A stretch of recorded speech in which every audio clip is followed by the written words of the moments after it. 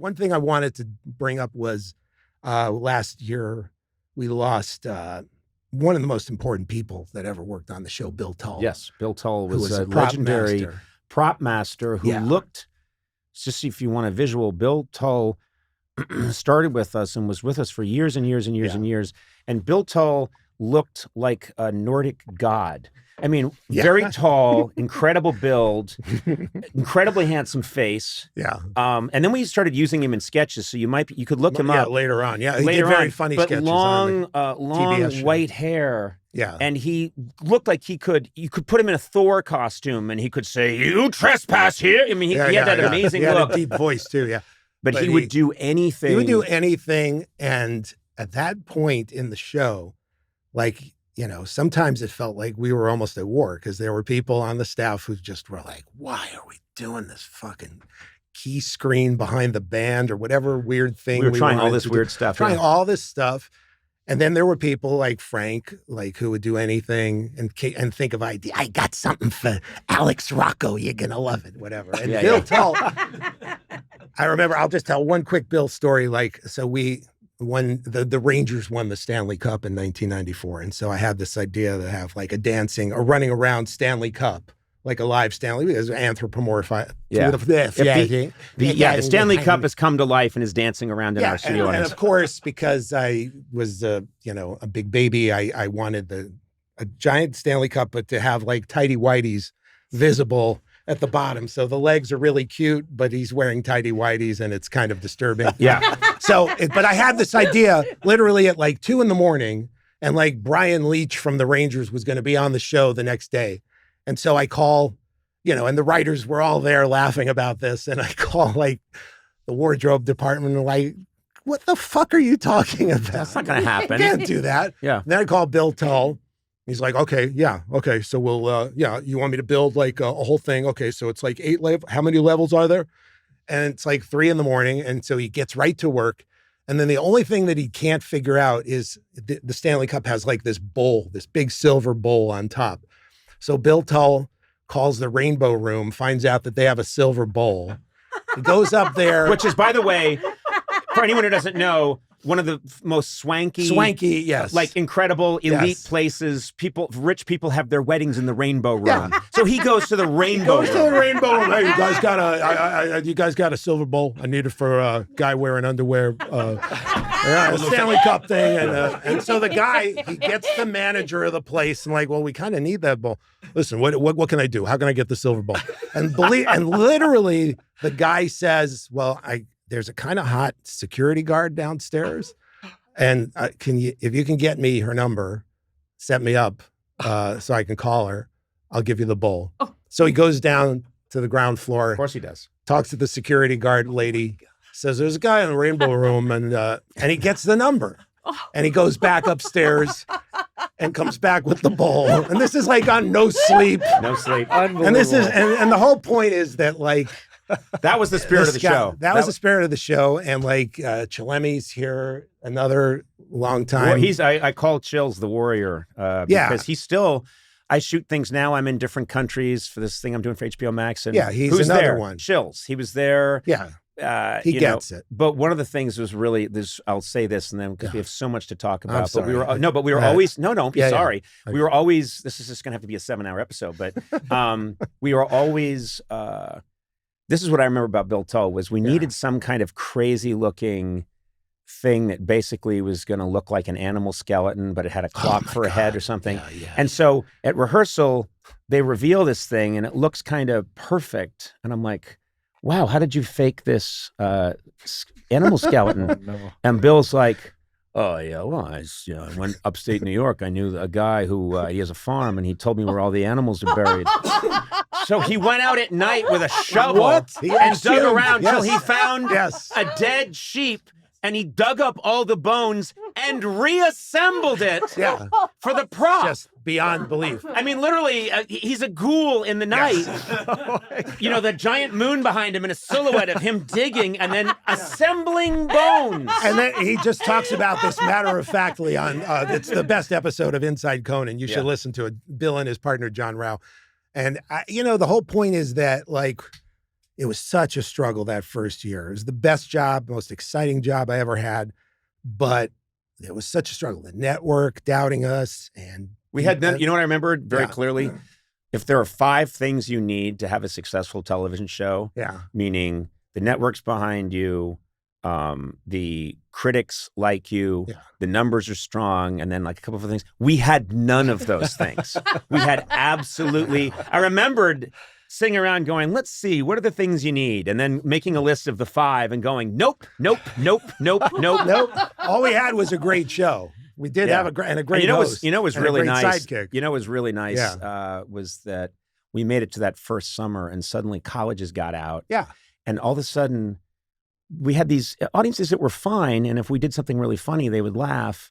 But it was always touch and go. And then suddenly, I walked out.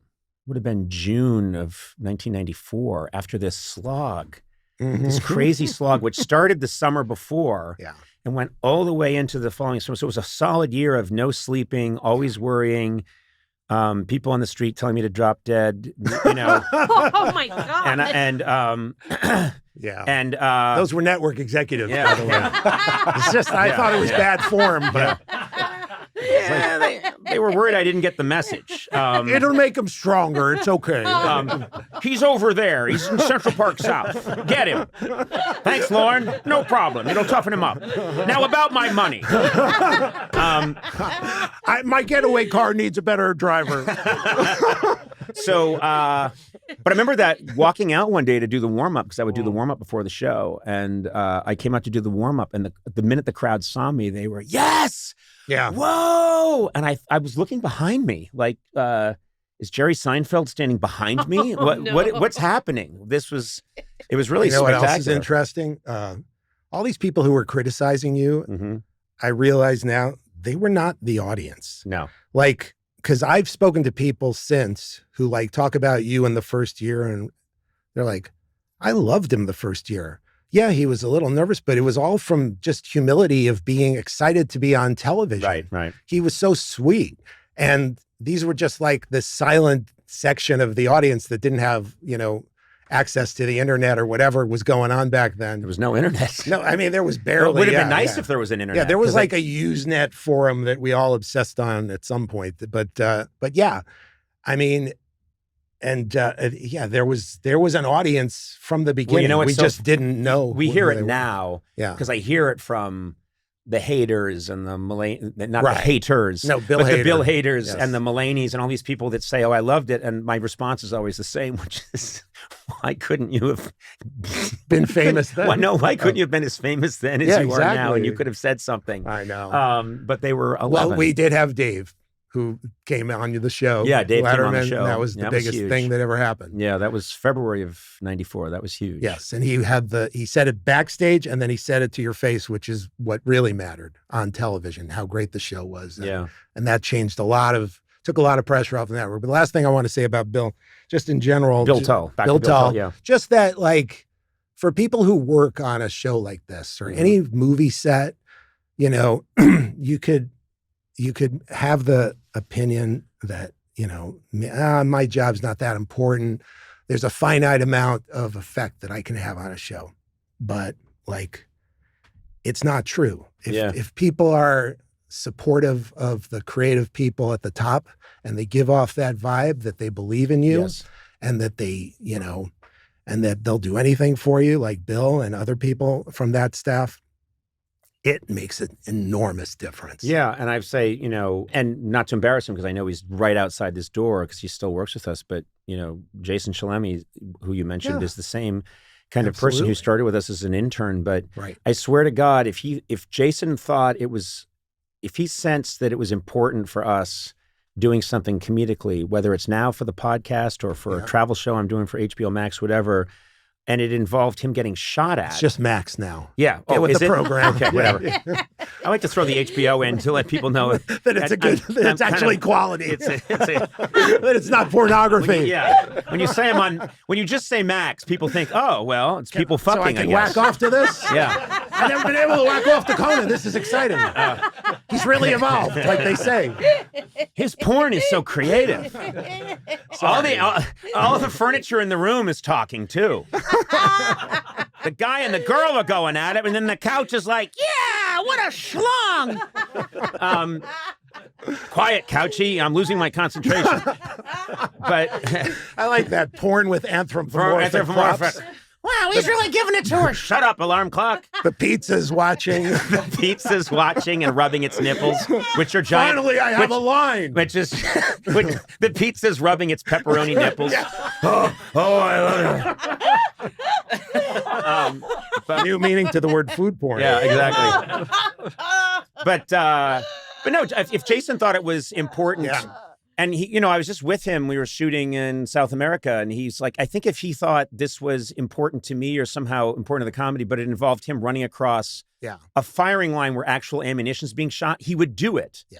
And which is my point is that he's stupid. No, he's a moron. He's complete. My point is that he makes you like this. The last day I was on the show, I had to give a speech, which was painful as can be. I loved the show so much. And I remember saying, I thanked everybody. And I said, there are people in this room who have said Conan and I have inspired them to do great work. And I just wanted to tell everybody, you inspired us. Yeah. And that's really true. A guy like Jason, a guy like Bill. So many people who... they have your back, and it makes all the difference in the world. And I do think in light of, it's a great message too, that people... in the light of all these strikes and everything, and people say, well, it just comes down to commerce and money. And yes, is money part of it? Of course it is. But when you see the level of, when people get excited creatively, and then other people around them, whether it's people working cameras, pulling cables, but they're excited too, and they're kind of going the extra mile to make it happen. Such a difference. And then it becomes kind of like a religious experience in a weird way. Yes. It becomes spiritual, and you were making something, and then you get the money. And you don't share it with anybody. Maybe.